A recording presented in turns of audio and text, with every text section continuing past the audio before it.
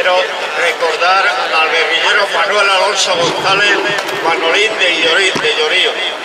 Este hombre ha muerto efectivamente la semana pasada con 97 años y es un hombre con una historia muy interesante y de gran luchador hasta su muerte. A los 14 años se afilió a las Juventudes Comunistas.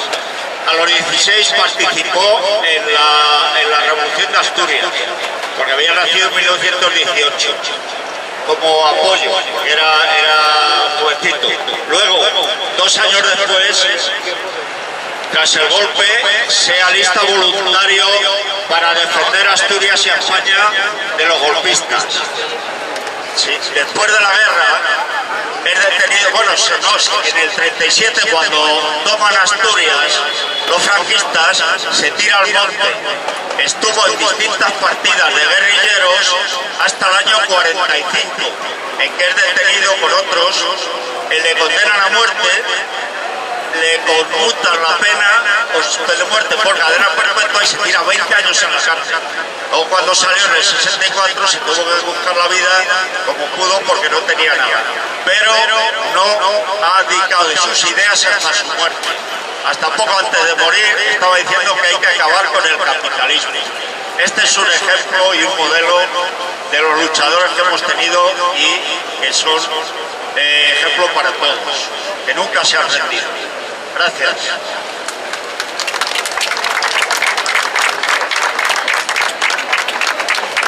Compañeras y compañeros, vamos a dar lectura, por su interés para todos nosotros, de una carta de Carmen Negrín, la hija del último presidente del gobierno republicano de España, con la entrega que ha hecho de la documentación relativa al Ministerio de Hacienda al gobierno español, donde subraya la exigencia de acabar con la ignominia que es que 70 años después tengamos que reclamar justicia para las víctimas.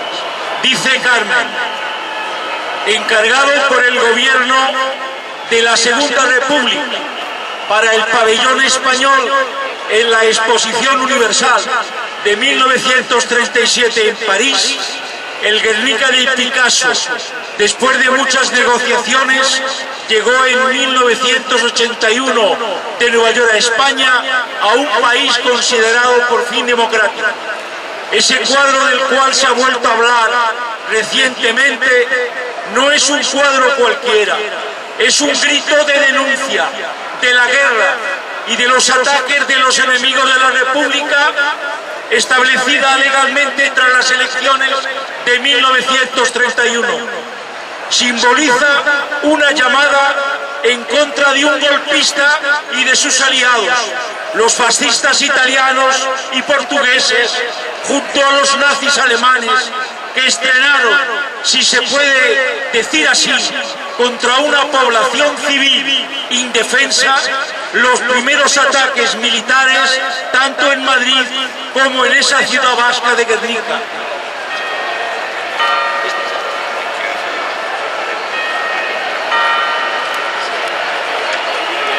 Aprovecho para hacer un paréntesis y recordar que, a pesar de la brutal intervención extranjera, frecuentemente aminorada u omitida en la versión historiográfica franquista y neofranquista, se sigue denominando erróneamente la guerra de España guerra civil, como si el concepto exclusivo de una guerra fratricida con auge nacional bastara para calificarla.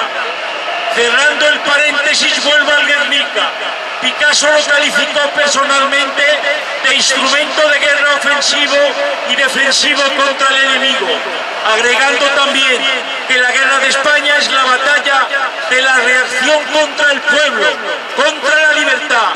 Toda mi vida de artista, dijo, no ha sido más que una lucha continua contra la reacción y la muerte del arte. En el panel en el que trabajo y que llamaré Guernica, y en todas mis obras recientes, expreso claramente mi horror a la casta militar que ha hecho caer España en un océano de dolor y de muerte. 74 años después, este cuadro sigue contando y hablando.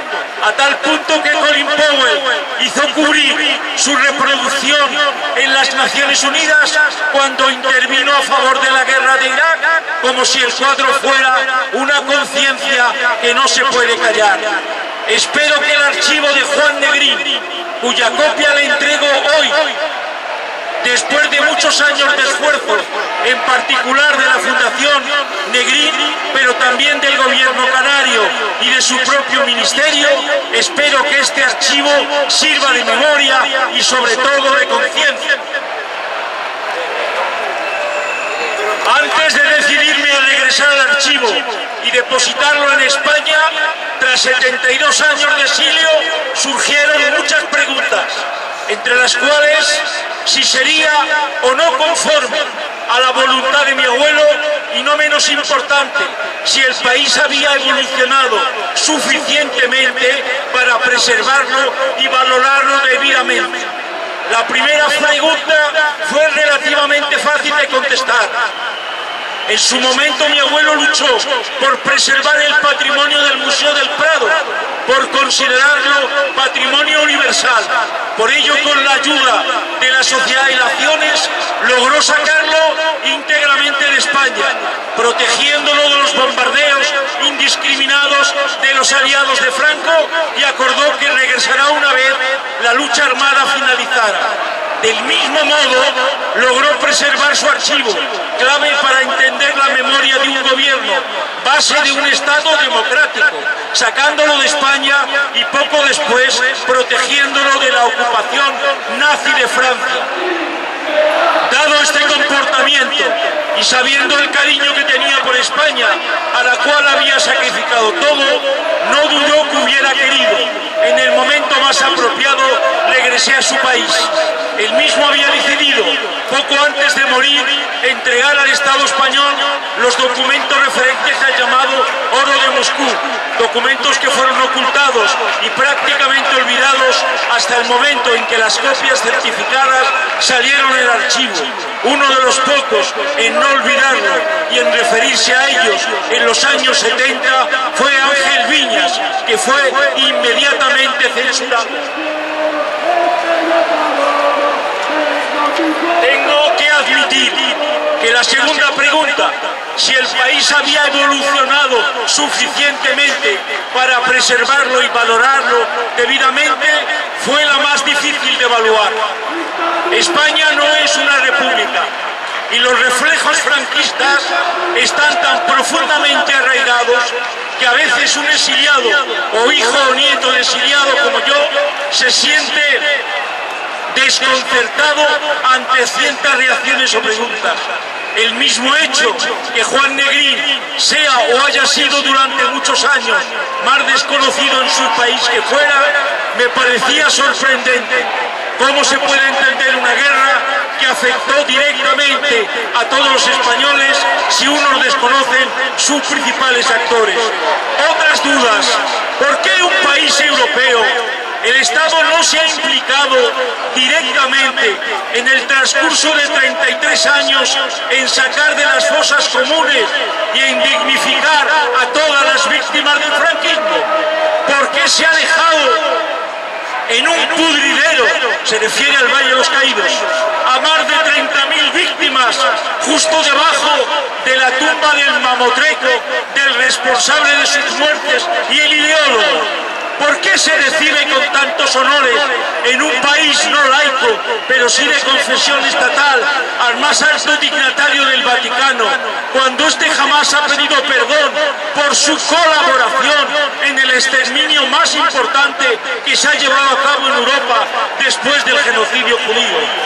Por lo que me sorprende aún más es que, a pesar de la facilidad de acceso a la información primaria, se siga equiparando un gobierno legítimo y legal con una banda golpista.